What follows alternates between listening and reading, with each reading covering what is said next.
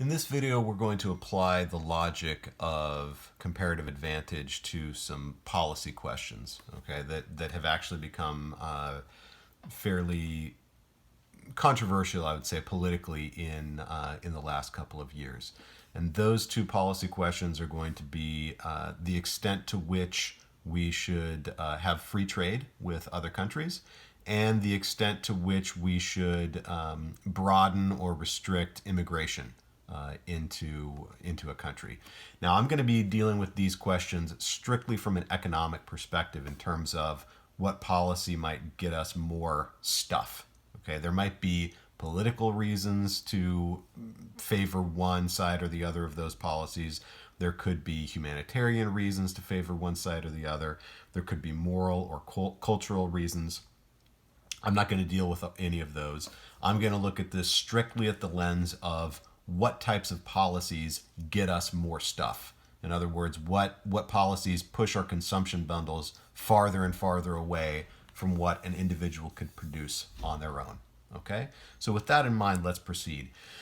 We motivated this chapter with an example of two people trading with each other on an island, right? So they're kind of setting up a very small scale society with each other.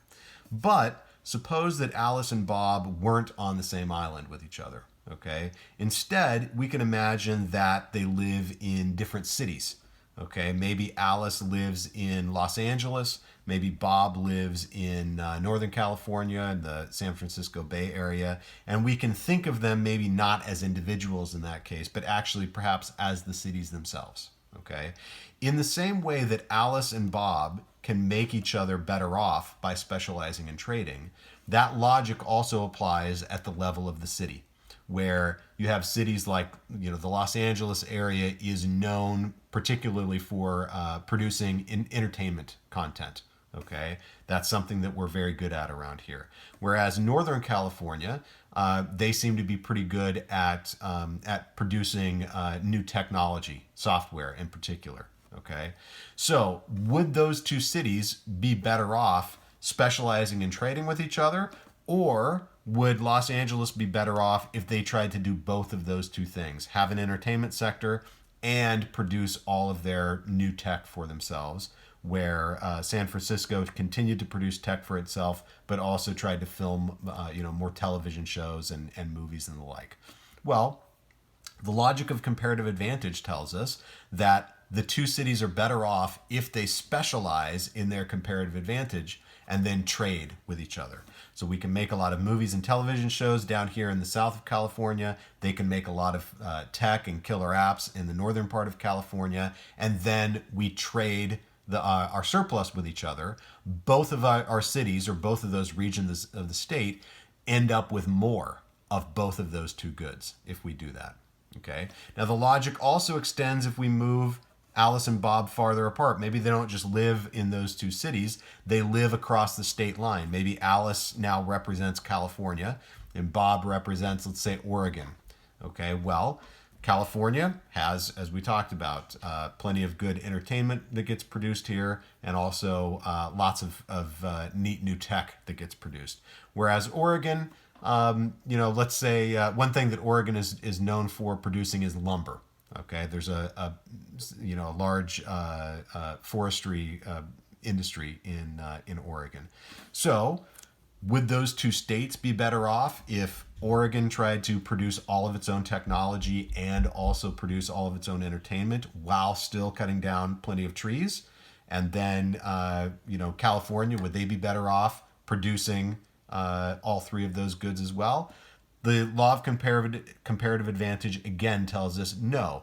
Between states, they're better off specializing and trading their surplus with people across state lines than they would be if every state tried to produce all of the goods and services that it needs for itself. We get more stuff by trading across state lines than we do with 50 economic fortresses. Okay?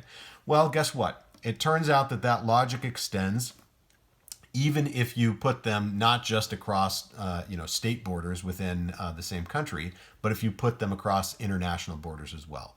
If Alice is the United States and Bob is Canada or Mexico or China or any other country, these two countries can still make each other better off if they specialize in their comparative advantages and trade the surplus with one another.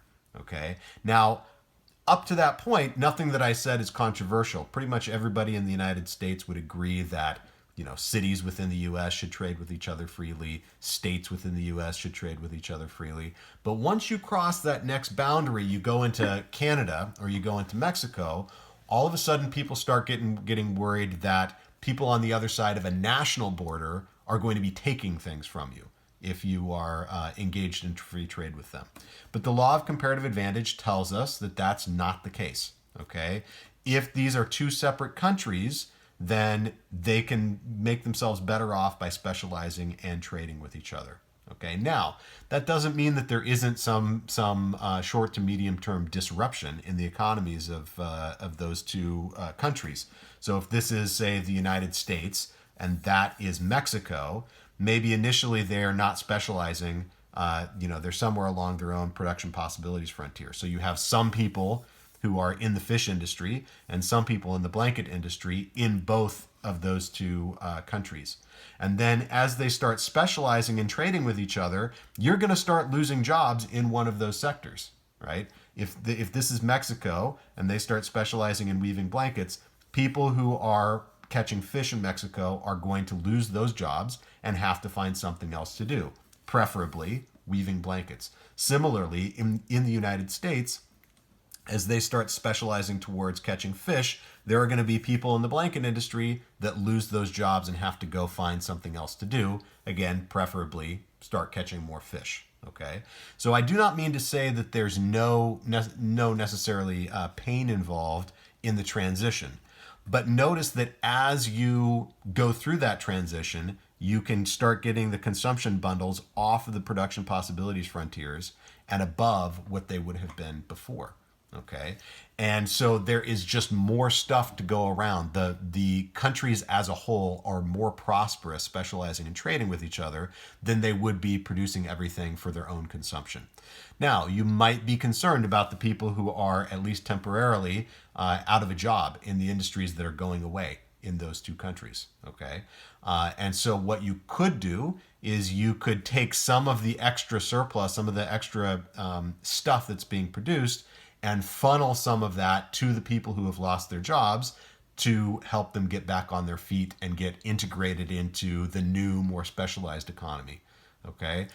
But when you just try to restrict trade and impose more tariffs, what you ultimately end up doing is pushing the consumption of the society as a whole back towards its production possibility frontier in an effort to protect some of the individuals in that economy. Okay.